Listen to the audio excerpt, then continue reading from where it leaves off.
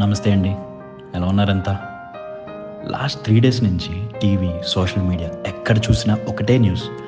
మొన్న ఒరిస్సాలో జరిగిన ట్రైన్ యాక్సిడెంట్ గురించి. పెద్దవాళ్ళు, చిన్నవాళ్ళు కలిపి 300 మంది దాకా చనిపోయారంట. 300 మంది. వాళ్ళ మీద డిపెండ్ అయిన ఇంకొన్ని వందల మంది.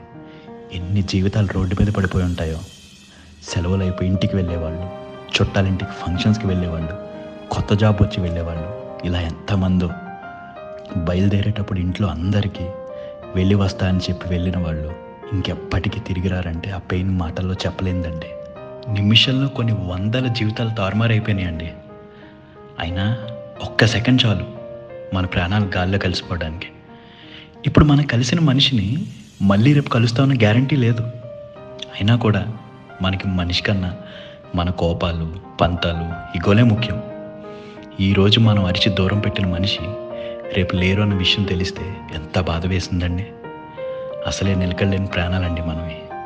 సో దయచేసి కోపాలు, పౌరుషాలు అన్నీ పక్కన పెట్టి కూర్చుని మాట్లాడుకుని క్షమించేసి ప్రేమించేద్దామండి.